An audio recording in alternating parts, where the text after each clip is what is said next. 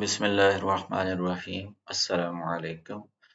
My name is Dr. Muhammad Sabar, a Principal Scientist, Rice Research Institute, Shah Kaku. I will present my work, developments in rice research, vision, and pragmatism. Before starting my presentation, I would also like to thank Global Association of Plant Sciences, who has organized this webinar and giving me the opportunity to present my talk.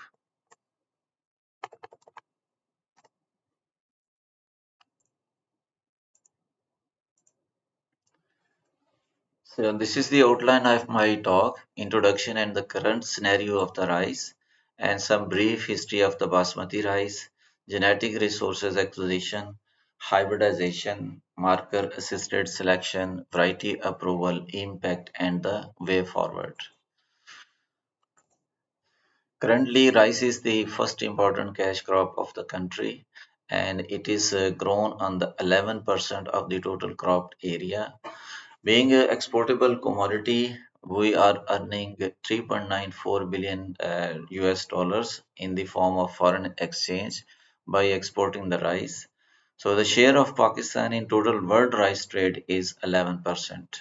Per capita consumption of the country is 18 kilograms.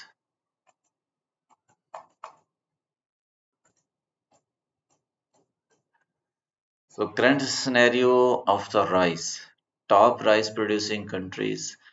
China is at the number one with a total rice production of 145.27 million tons and contributing 28% of the global rice production.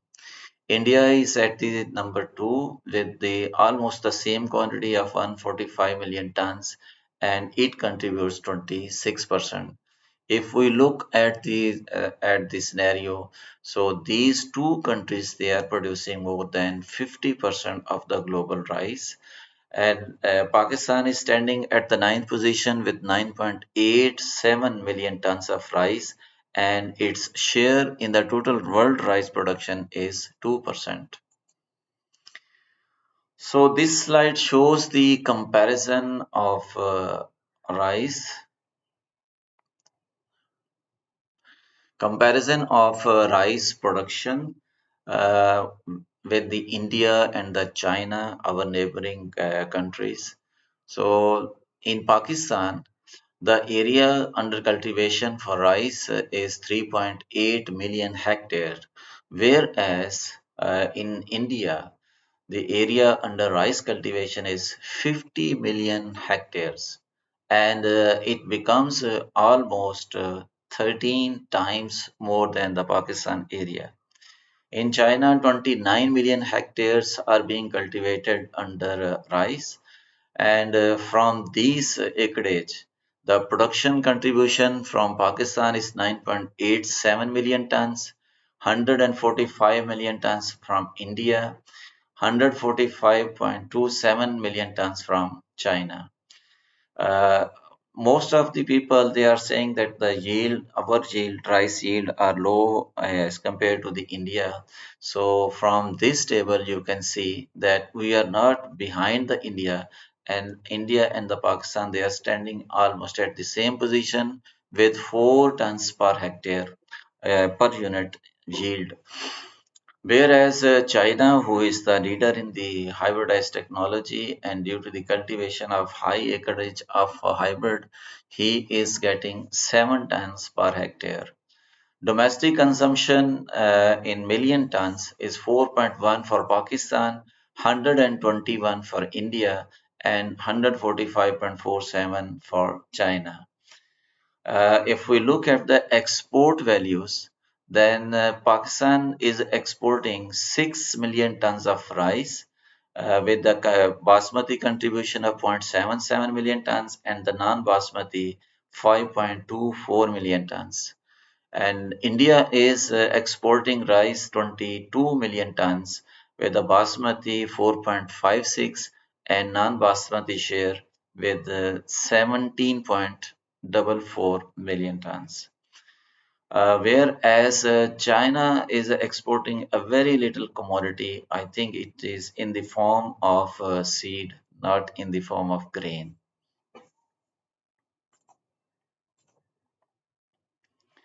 So province-wise share with reference to the area and production. So four major provinces they are contributing in the rice area and production.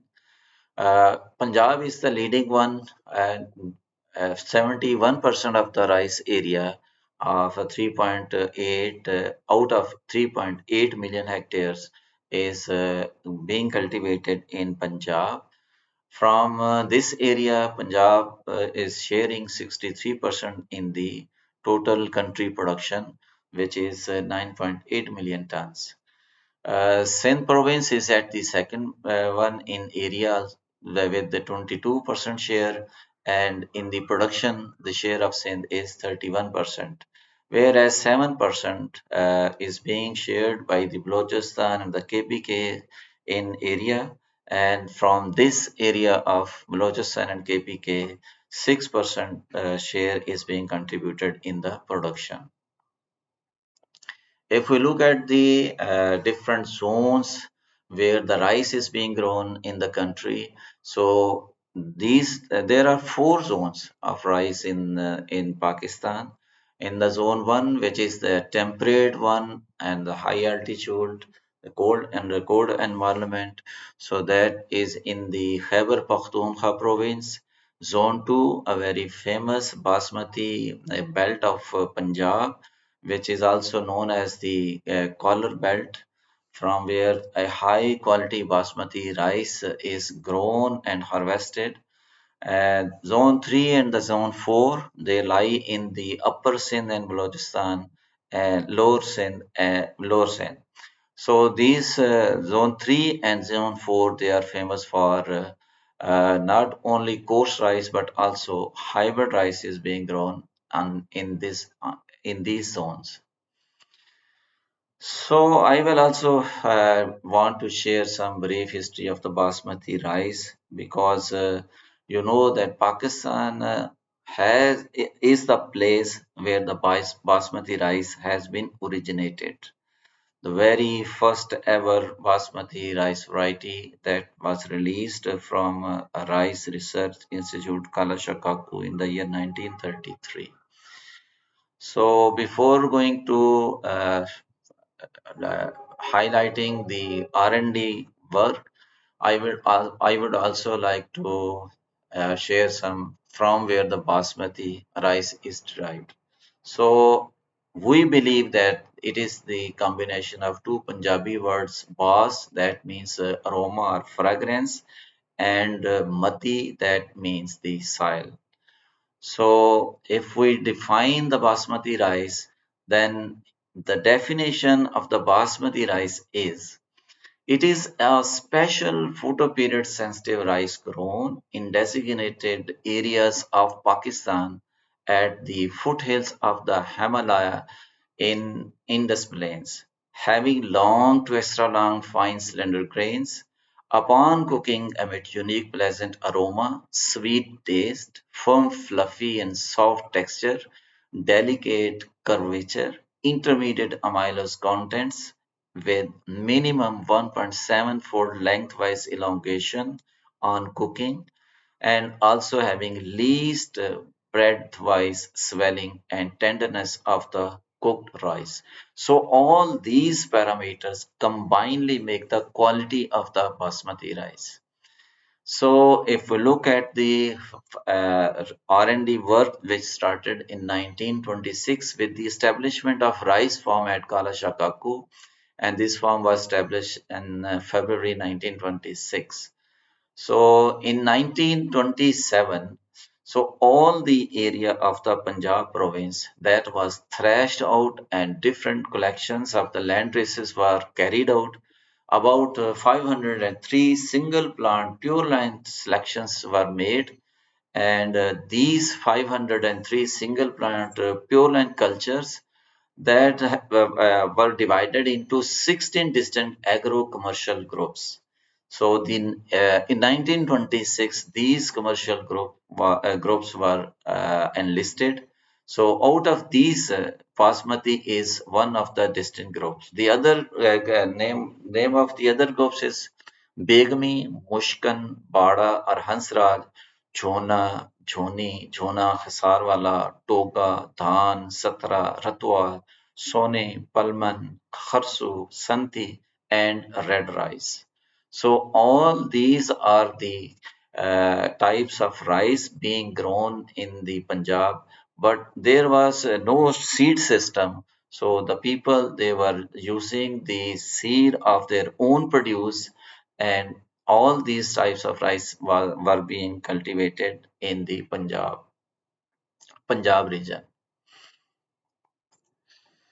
As I already have shared that in 1933 the Basmati 370 was released, and it is also called as the mother of all the Basmati varieties developed later on.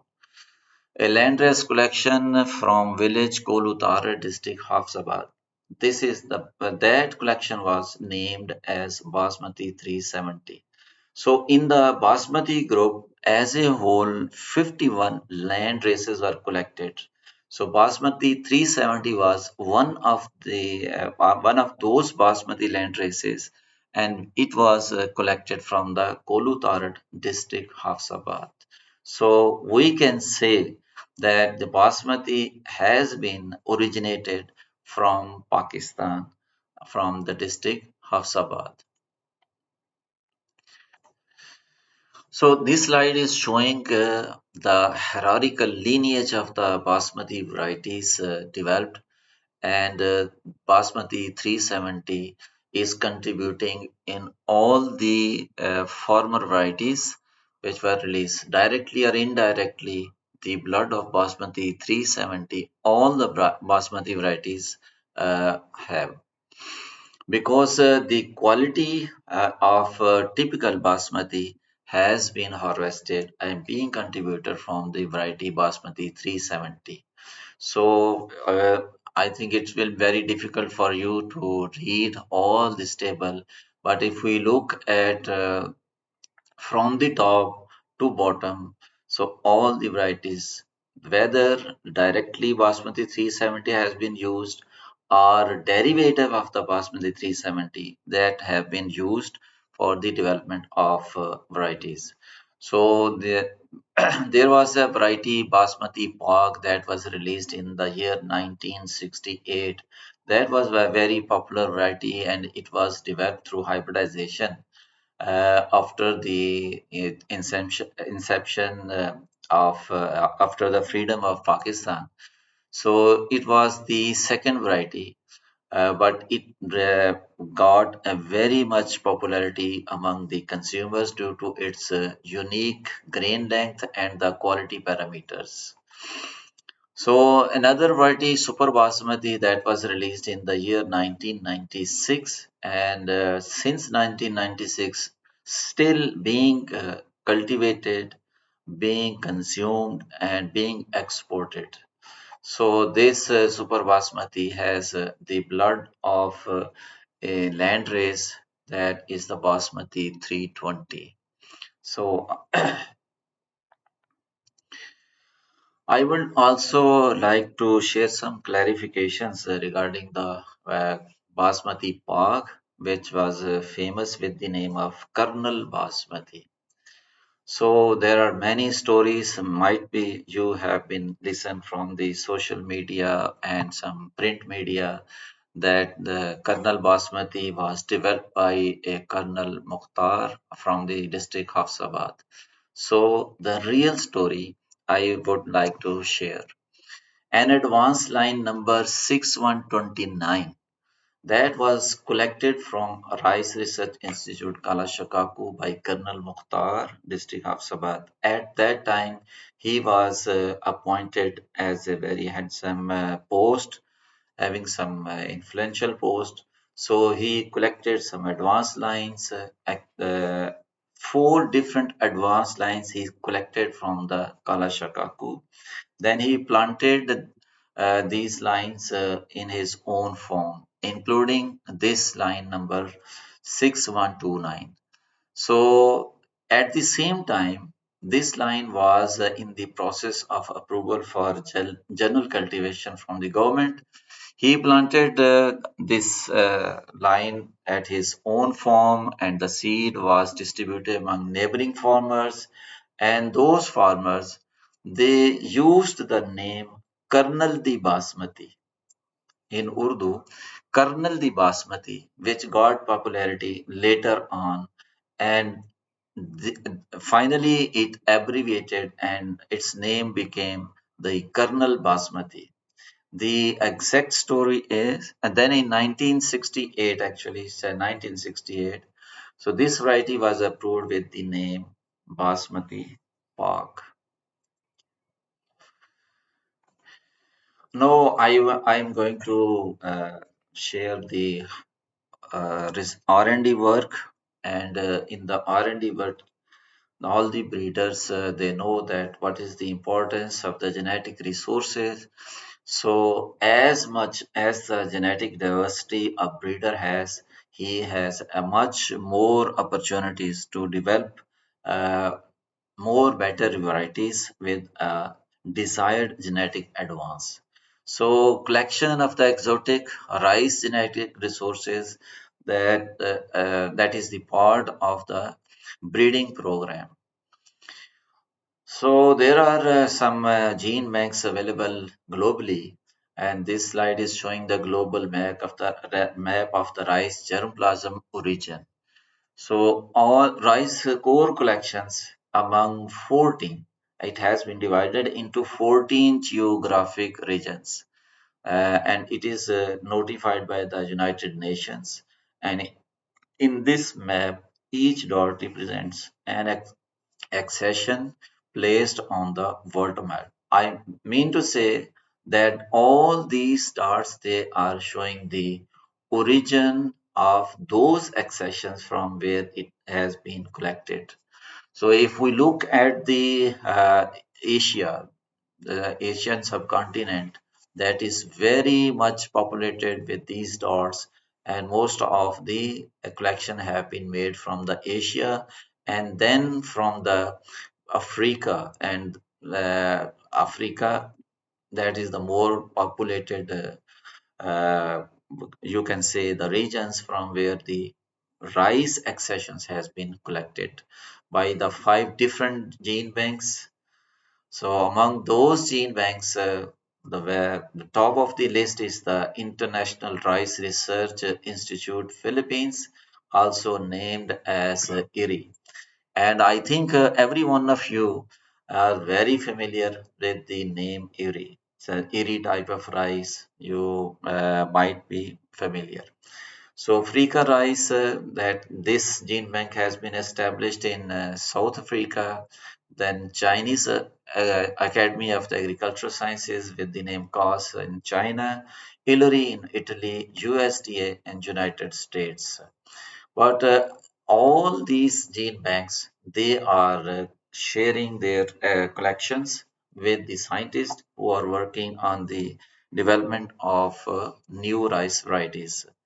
Uh, Only the alone IRI Philippines, it holds more than 132,000 accessions that which were collected from the different geographical regions of the world, and all these accessions have been contributed by 129 countries, and the sharing of this germplasm to the different requesters, some data has been presented here from 2012, from the year 2012 and the 2018, a total of 2,174 requests for the rice germplasm received from the 1,000 unique requesters.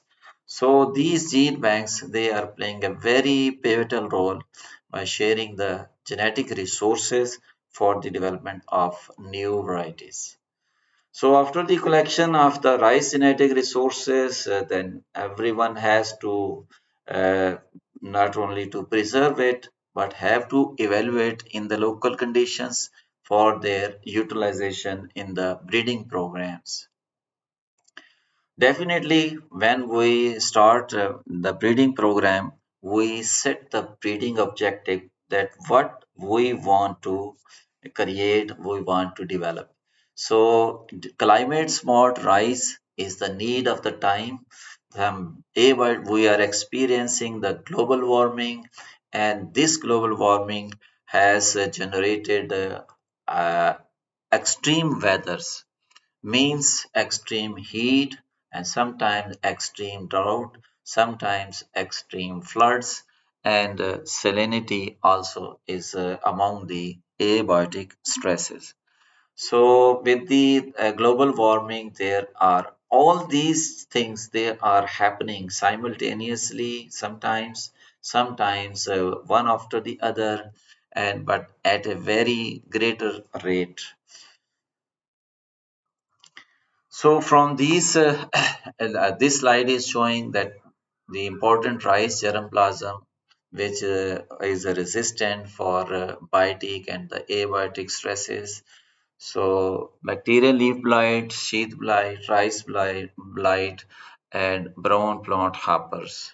So these are the biotic stresses and the collection we have, and for our breeding program, and some name of the accessions have also been given. Then in the abiotic stresses, drought, salinity, and submergence, there the some genetic resources have been enlisted in this slide. So, as you know that Punjab is the leading basmati rice producer, and the collar belt, the very famous collar belt, is situated in Punjab.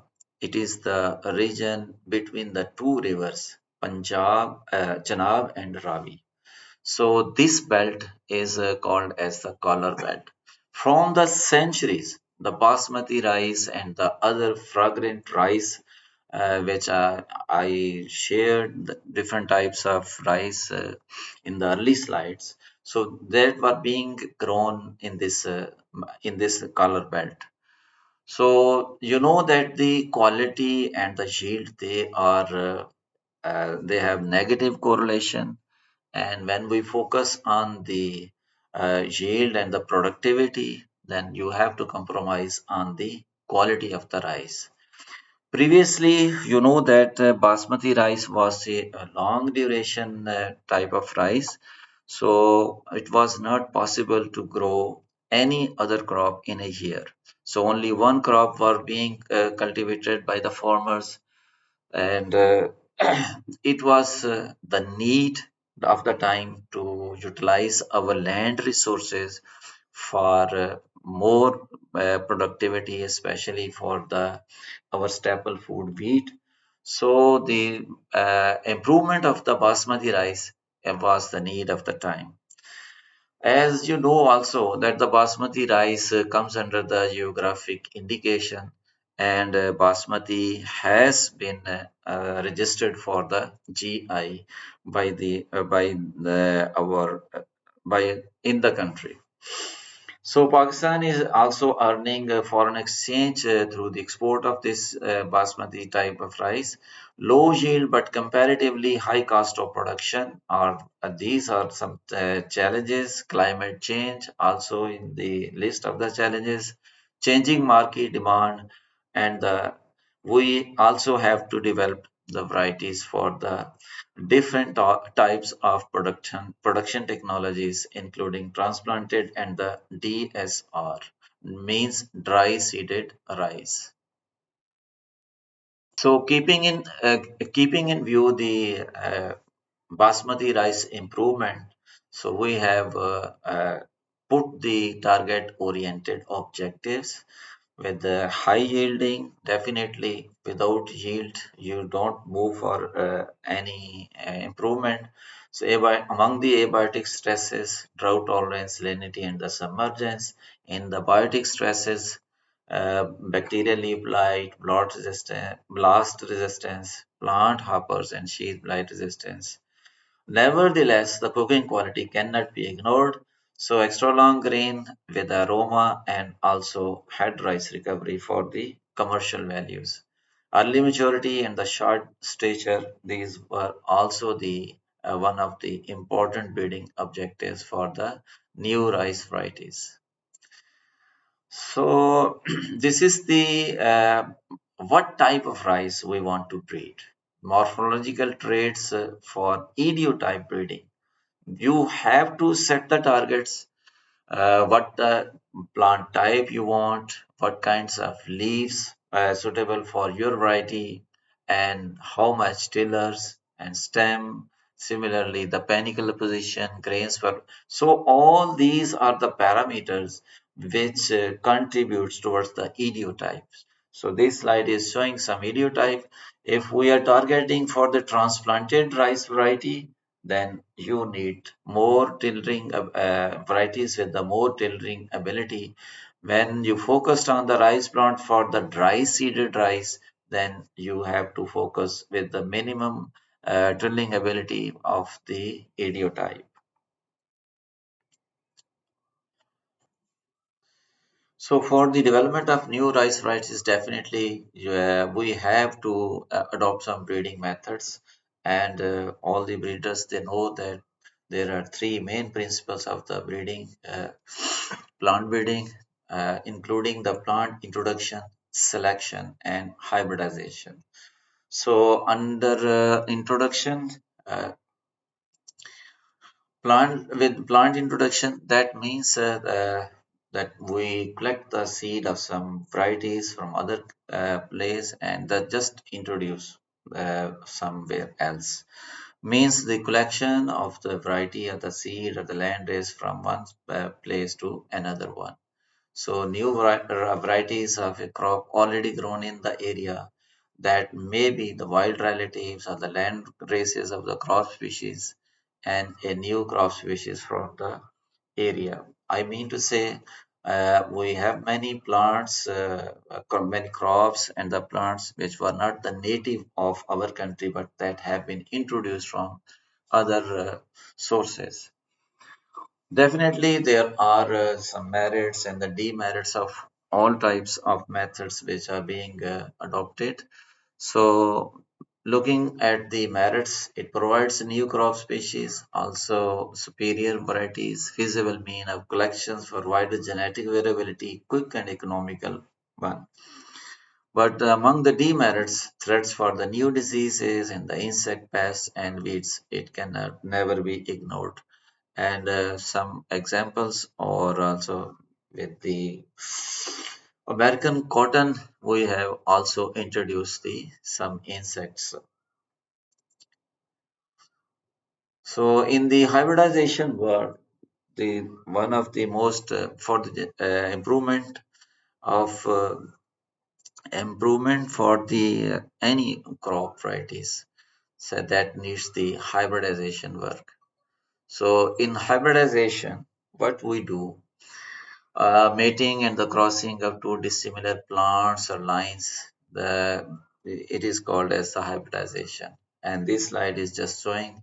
On the left side, you are seeing that there is a susceptible variety, but all other characters they are the very much desired. Whereas on the right side, although the variety is resistant one, but it is with the inferior traits. So by crossing this, we got the F1 and the resistance from the donor and the improved characters from the susceptible variety. They combine with the 50-50 ratio. So this slide is showing how all this uh, hybridization process is going. Nursery racing of the hybridization block on raised bed. As you know, that all different types of the genotypes or the accessions in the genetic pool, so they have a different maturity period. So as we need the synchronization of our desired parents, means flowering at the synchronization for the flowering is means that when you have planned to cross, then you those your target parents, female parent and the male parent, they must flower at the same time, otherwise crossing cannot be happen. For this purpose, differential sowing uh, is done on three different dates with a 15 days interval for synchronization of flowering to make the planned crosses successful. So some some pictures have been shown how the wet raised beds are prepared, and on these beds all the accessions which we have included in the hybridization block, they are grown separately with their individual identities, and nursery is raised. So this slide is showing this what type of crosses that can be made for the the uh, improvement of the varieties or the development of new varieties: single cross, double cross, three-way cross, and the back cross. So this is also, and just to share the how we can describe our crosses. The parents are separated by slash, by writing the slash as has been mentioned. For example, Super Basmati is a female parent and the Swarna is another parent, and this will be separated by the slash. Female parent is always uh, mentioned on the left side. In complex pedigrees, additional slashes are used to describe more recent crosses.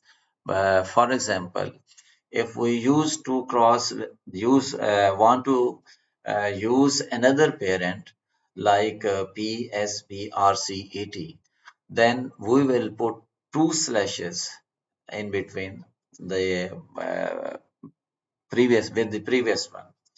So PSBRC80 was crossed to plants derived from the Super Basmati Swarna cross. So back crosses are denoted by a number indicating number of doses of the recurrent parent followed by an asterisk or X. Let for example, if one line, the IR 55419 is crossed with the Super Basmati, then F1 is back crossed to Super Basmati. The cross is described as the female parent, then slash, then the back cross, number of back crosses with asterisk, and then putting the male parent, which used the recurrent parent mentioned after the asterisk. So this is the method how we described our crosses. Then emasculation, that is the removal of the anthers, is also the prerequisite. As you know that the rice is a clistogamous nature. The rice flower has the clistogamous nature, means both male and female they are in the enclosed in the lemma and the pelia.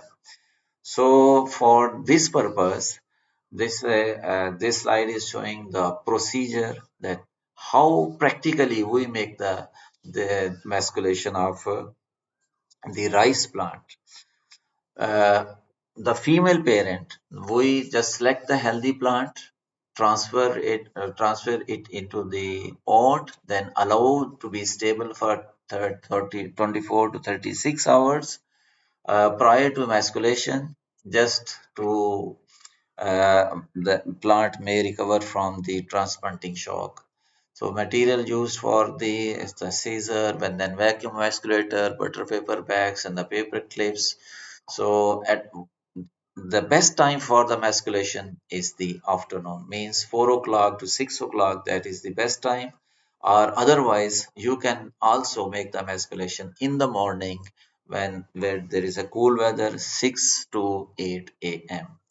So what we did in the vasculation, we removed the top florets which already have been flowered. So uh, top one third flowers they were removed, and then the lower immature flowers are also removed. So you can say the one third of the total flowers they used for the emasculation. So we make the slanting cut using the scissor, then remove the anther just for using the vacuum emasculator with a 500 mmHg vacuum capacity. So then after the emasculation, removal of the anthers, that panicle is covered with butter paper bag, and a tag is also put.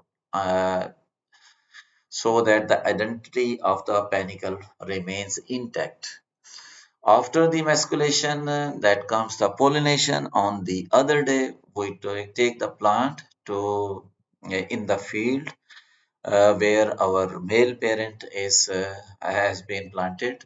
So we take the panicles from the male parent, and the pollens are shed over the emasculated florets. So these pictures are showing that how the pollens are being collected and then being transferred to the stigma of the female part of the rice plant. After that, just we identity of the cross is maintained by just tagging that plant with a specific panicle showing the female and the male parents as has been mentioned in the label. So date of pollination is also mentioned, and signature of the scientist who has made this cross. So this is the whole process how the female plant is potted, and then a removal of the anthers means emasculation, and followed by the pollination, and finally we put the tag and allowed this panicle to make the seeds, F1 seeds. At maturity these seeds are harvested. So this slide is showing the procedure of the pedigree methods. So in rice, most of the time for the development of new rice varieties, we are using the pedigree method of selection. So if we look at the time scale for this by adopting this method, we need 7 to 8 years for the development of a new genotype of the new line or advanced line, a promising line. So this figure is just showing how the selection, the crossing, and then growing of the F1 in the second year, then in the F2, more or less 2000 to 10,000 plants are space planted, 100 to 150 spear plants are selected.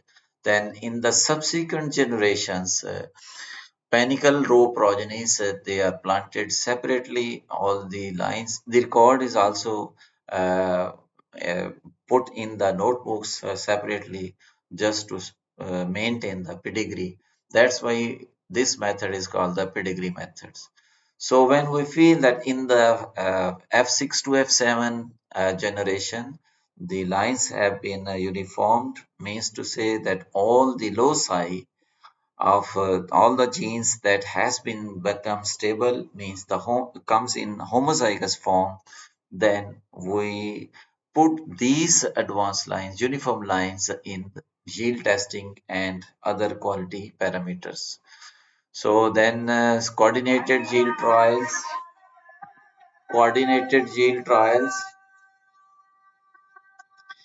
and the disease and the quality test.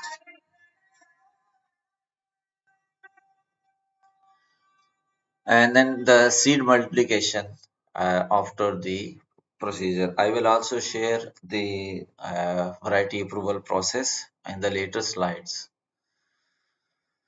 So how this slide is just showing that how a pedigree of a plant is described.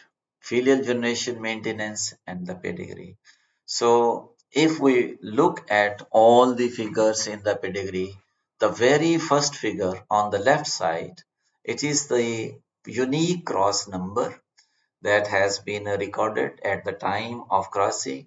So this number is given and listed in the registered.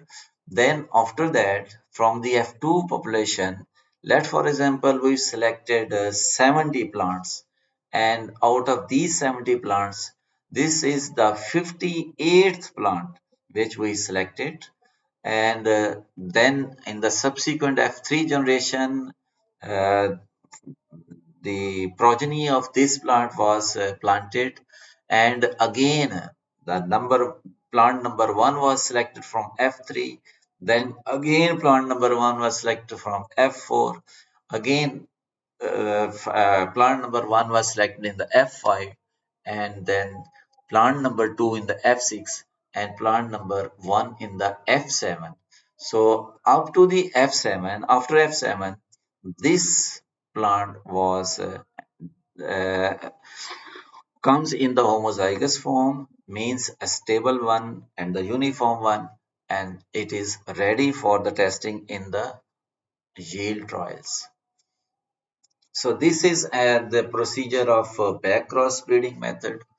So previously, before the introduction of the molecular markers, this method was used to incorporate the disease resistant genes uh, and disease resistance for recessive genes only. So you can see that similarly F1 is by crossing the two different parents. One is the lead cultivar, the other is the donor one that cross the F1, and then the lead cultivar is used as a recurrent parent to recover the genome of the lead cultivars. But at the end of the day, at the BC6, we go for the selfing of these plants and just to fix the our disease resistance. Let for example the BLB. So the with the process of the selfing, the stable variety is developed.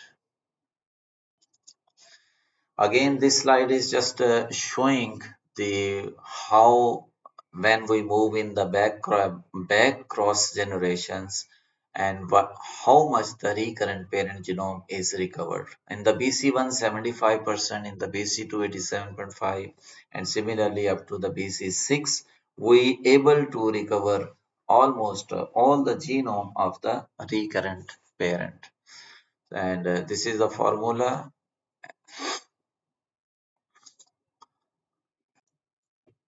So I would like to share a case study. I mean to say the marker assisted breeding.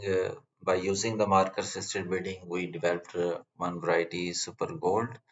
So as you know, the conventional backcross breeding, if we compare with the marker assisted backcrossing, then there are some advantages in the marker assisted selection. So definitely we with the use of the molecular markers, we can select the plants which have the maximum genome of our recurrent parent. As you can see that on the left side at the BC2, three plants on the visual phenotypic basis, they look alike, but these plants means the plant number three, which was looking alike with the plant number two and the plant number one, but at the genetic level, we you can see that the genome of the recurrent parent is much the percentage of the genome is much higher, and there is a few genome of the donor is in this plant. So the molecular markers, they help us for not only the monitoring of the gene in the progenies, but also giving us the advantage to select a plant with higher genome of the recurrent parent. So, in for the development of bacterial leaf blight resistance, so we selected the Super Basmati and the donor IRBB 60. So, you know that the Super Basmati has a very popular variety and grown from the many decades. It has excellent grain quality, but it is susceptible to the bacterial leaf blight. Whereas the our donor parent, which has a very poor grain quality but resistant to bacterial leaf blight. So we targeted the bacterial leaf blight resistant gene XA21 from the donor by using the DNA marker PTA248 and also the XA21. So on the marker assisted selection, it can be divided into three different types. So number one is the foreground selection. It is also called as the target local selection, means the target gene which we want to transfer in the elite genotype. Recombinant selection, just to reduce the linkage drag, means the transfer of the unwanted gene. To minimize the transfer of unwanted gene, we just put the markers on both sides of the target locus and select those plants which have minimum donor genome at the target locus. Similarly, the background selection give us the picture how much genome has been recovered and how many alleles have been restored and fixed from the recurrent parent. So this is the some pictorial process of the DNA marker genotyping, means foreground and the background selection. Leaf tissues sampling is carried out to extract the DNA, and we use by using the markers after the PCR gel electrophoresis was carried out, and finally the marker analysis which give us the results that which plant has the our target gene and which plant has a more genome of the recurrent parents. These are also the some gel pictures that are showing bending pattern of the presence or absence of the BLB genes. So this is not only on the genetic level, but we also screened our material by artificial BLB inoculation in the field and just recorded the data that how much the disease incidence was on our plants. So this is the BLB isolates which we collected from the diseased plants, then artificial inoculation, and finally the data collection for the lesion length developed after the inoculation. So not only in the at the station, but also in from the farmer fields, we also collected some data and we tested our BLB disease donors at the farmer fields and collection of some disease samples also for preparing the culture of the isolates. And this is the one of the hotspot in the Sabar district where we planted our trial. So this slide is showing all the marker assisted backcross breeding scheme starting from the cross by crossing the Super Basmati with the IRBB 60, the donor parent. Then in the F1, 10 plants were raised. In the BC1 F1, 133 plants were planted. Similarly, in the BC2 F1, 133 plants. And at every backcross, we made foreground selection and the background selection and also supplemented with the phenotypic selection. So at the BC5, from the 40 plants, we selected a plant uh, for the selfing as we observed that this plant is showing the uniformity, and from that BC5F1, BC5F2, and followed then in the BC5F3, we made the phenotypic selection as the molecular results shows that our gene has been fixed, target gene has been fixed, and the maximum genome has been recovered. Then that uniform line was tested in the observation plots, followed by the yield trials and the multi-location testing. So this slide is showing the outcome. We started from the disease susceptible but excellent quality or a genotype, means the variety super basmati, and we crossed with the IRBB 60 BLB disease resistant with the poor quality, and our target was just to combine bacterial leaf blight disease resistance and the quality in one genetic background. And the super gold, we named this advanced line and the uniform line the super gold, and this super gold was approved for journal cultivation and released in the year 2019. So when you able to develop a new line, advanced lines with your desirable traits, definitely the final process is the approval of that variety. So this slide is showing the variety approval procedure. You develop a line with an breeding efforts of 7 to 8 years, and then it is just move forward to the station yield trials. And from the station yield trials, which are normally conducted 2 to 3 years, it took 2 to 3 years. Then regional adaptability yield trials, it also tested for 2 years. National uniform yield trials, and means these this trial is planted throughout the country at different locations. Then after that, when the results of the national uniform yield trials are completed, uh, the variety evaluation committee. So the case of this advanced line or your candidate line is put in the variety evaluation committee, and after recommendation of the from the VEC, the case for final approval goes to the Provincial Seed Council and FR Punjab, that means the Punjab Seed Council. So from Punjab Seed Council, the final approval for general cultivation is notified.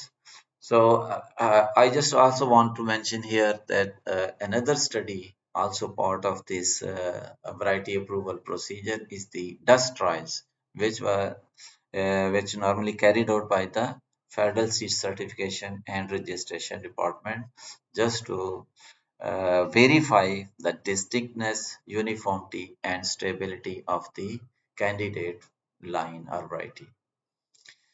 So, if I go to sum of what all the R&D work which carried out at Rice Research Institute, Shah Kaku, so you can see that we started for the yield improvement. We started from the 30 months of yield potential with the 30 months of yield potential, and right now we have achieved 80 months of the yield potential varieties. Uh, the highest bar with the KSK 111H, you can say 115 months, means 11.5 tons per hectare the yield. This is the first ever Basmati hybrid released from Shah Kaku. So similarly, in the coarse grain group, coarse rice varieties, we also have released four varieties with the yield potential of 110 months.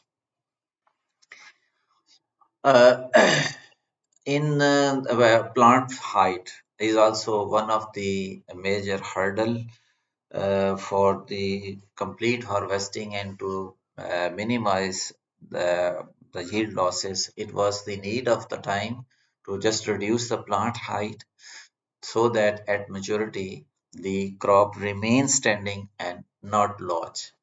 So we started from the varieties which are early Basmati 370 were with the 170 centimeter, and now we have reduced this uh, plant stature up to 98 centimeters in the form of Kisan Basmati. Similarly, 100 centimeters in the coarse grain group, just to mitigate the risk of lodging. As I have early mentioned that when the Basmati 370 and the Basmati Pak were being grown only one crop in a year you can harvest. So there was no ample time to cultivate the wheat crop. So early maturing development of early maturing variety was also one of the main breeding objectives. So what we have achieved so far, uh, there the maturity period was 130 days after the transplanting, and now it has been reduced. Uh, we are now we can harvest our rice crop within 94 days. Similarly, in coarse grain group also there is an improvement from 111 to 100 maturity days.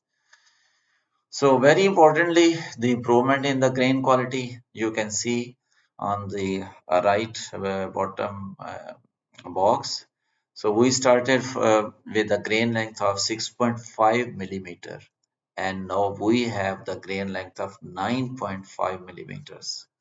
So uh, you see that in the international market, the every of the grain length that contributes towards the foreign exchequer means the more price with the longer grain. Okay. Uh, this is the list of all the varieties that have been developed so far and released for general cultivation. So far, Rice Research Institute Shah Kaku has developed and released 33 rice varieties of different. Most of them they are fine basmati types, and few are the coarse grain varieties. And this table is showing the fine grain rice varieties which are currently being cultivated, and all these varieties have been developed by the Rice Research Institute Shah Kaku. You can say that you can see there are a list of 15 rice varieties are in the market for general cultivation in the fine grain group. Similarly, 5 varieties in the coarse grain group IS6, KS282, KSK133, and at the bottom at the list serial number 5, KSK706, it approved in the year 2025 along with the fine grain basmati line Sultan Super Basmati. So definitely this R&D work has a very positive impact on our rice production, and Super Basmati has contributed a lot. If we look at the revenue generated by the cultivation of Basmati rice varieties, so only the Basmati variety, we are harvesting 5 million tons of rice every year. And from this 5 million tons, 500 billion rupees are being generated by the as a revenue from the Punjab. If we sum up the impacts of the rice research which has been carried out, so these graphs they are showing the area, production, and the yield from where we started. In area, it was 269,000 hectares, and now it has been reached up to 2.6 million hectares. And in terms of that how much percentage has been increased with the rice area, it is 780%. So in the production, We started since inception in 1947. The total production of rice was 253,000 tons, and now we are harvesting 9.9 million tons, and the increased is 2,314%. And the yield, in the yield columns, we see that the yield was 942 kilograms per hectare, and now we are harvesting 4,000 kilograms per hectare. And this contribute, the increase in yield is 325% since inception. So this is the latest variety, Sultan Super Basmati, approved in the current year, means the 2025. It has very exceptional grain quality. If you see at the AGL, means the average grain length is the 9.6 millimeter, cooked grain length is 19.4 millimeter, and the elongation ratio is 2.02, means it elongates two times when you cook the rice. And this is the presentation of the uncooked and the cooked rice. And finally, these pictures are showing that hybrid rice development R&D is also being carried at a Rice Research Institute called Shah Kaku. KSK111H on the left top picture is showing this hybrid, and this hybrid has been approved for general cultivation in the year 2021, and sooner you will see in the farmer field also, as it after the finalization of its seed system. And some other coarse grain hybrids and the fine grain hybrids are in the pipeline and being tested in the national uniform trials. So finally, in way forward is to develop the climate smart rice breeding, and including abiotic stress tolerance, which already we are focusing on, with the heat tolerance, drought tolerance, salinity and submergence in the biotic stresses, bacterial leaf blight, rice blast, and the brown plant hopper resistance. These are the top most our breeding objectives. And adoption of the DSR and the AWD technology, you see that we are harvesting almost 50% of our yield potential. We have a potential of 80 months, but we are harvesting 40 months, means 8 ton is the potential, and we are harvesting 4 tons.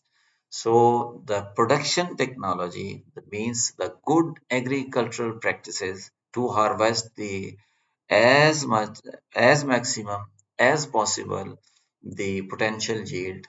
So we definitely have to address the issues which is the hurdle in the total rice production. So low water requirement, reduced methane emission, less laborious, means we are just making some intervention with resource conservation technologies, dry seeded rice, and alternate wetting and drying.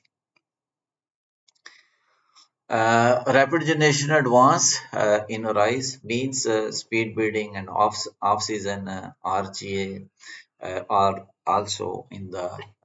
We are trying to establish the speed breeding lab here, speed breeding facility, just to reduce the variety development time span from 10 to 12 years to we want to reduce it in 4 to 5 years.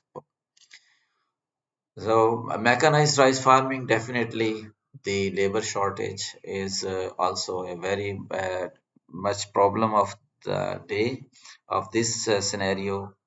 Then mechanical transplanting is the only solution. We have optimized this mechanical transplanting, and now right now this is a success story in the form of service providers, and now almost 5% of the rice area is being cultivated with mechanized.